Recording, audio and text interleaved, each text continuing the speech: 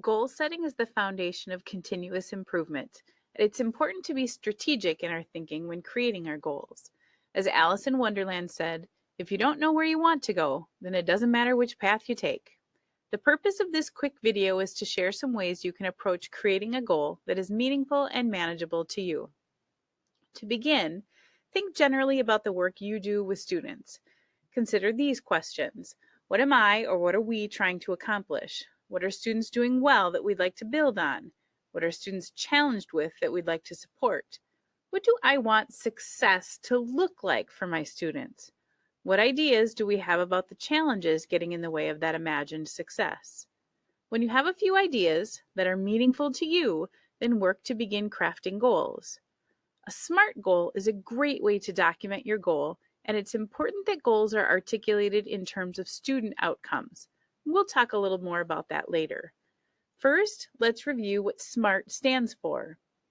S is for specific and strategic. M is for measurable. A is for action-oriented. R is for realistic. And T is for time-bound. Now that we know the acronym, let's dig in a little further. Specific and strategic. How will students grow? In what areas? Make sure that your PLC and IGDP goals are supporting school and/or district goals. Your goal and the work you do to make progress toward your goal improves not only the work of students with whom you work, but impacts the success of the school and district-wide system. Measurable. What evidence will show that you're making progress toward your goal?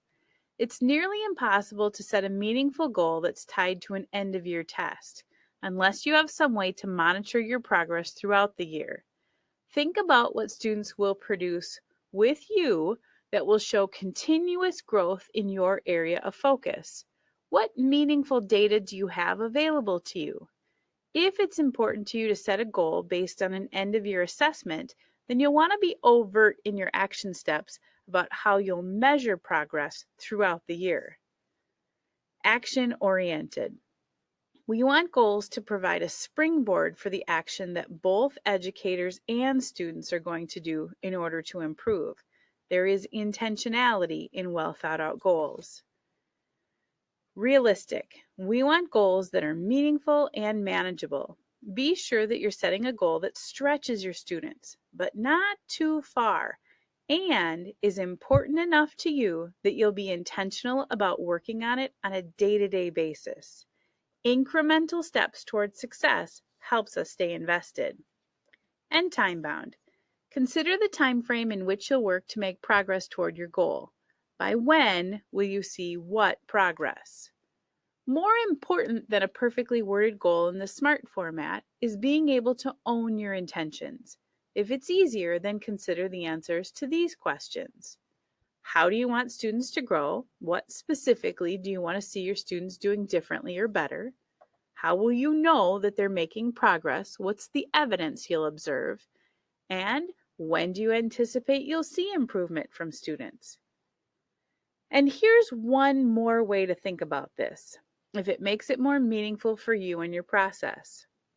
You can begin by thinking about the teacher actions you're planning to implement, and then identify how those actions will result in a change from students.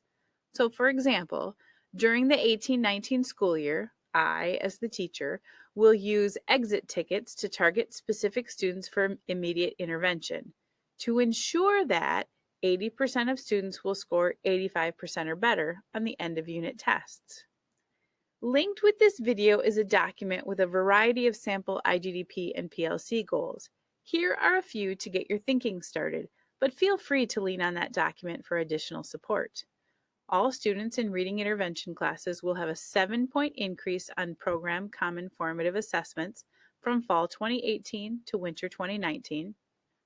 All ninth graders not passing 2 or more classes and not on track to graduate with their peers, as determined in October 2018, will demonstrate growth by increasing the number of classes they are passing by at least 1 by June of 2019. During the 2018-19 school year, each of my 6th grade students will improve by an average of 20% on the Presidential Fitness subtests. After you've articulated your goal, Then comes the most important piece. What are you going to do to intentionally make progress toward that goal? This is where you consider your actions. What might you need to learn? What steps are you going to take? What strategies are you going to try? And when are you going to implement? I'd encourage you to be specific in your action planning. Don't simply list a variety of actions that you could try. Be specific about which actions you'll commit to and when you'll do them. You can always revisit your action steps and determine what's working and what you'll try next. After you've articulated your goal and action steps, then determine how and when you'll check in. For more on this continuous improvement cycle, specifically about the work of professional learning communities, please see the PLC video on this same page. One last note before we bring closure to this quick goal setting video.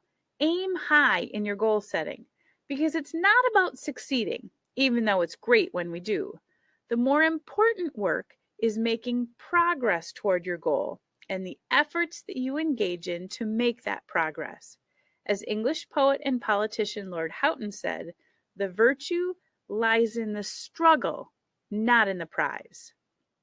Thanks for taking time to engage in this quick video about goal setting.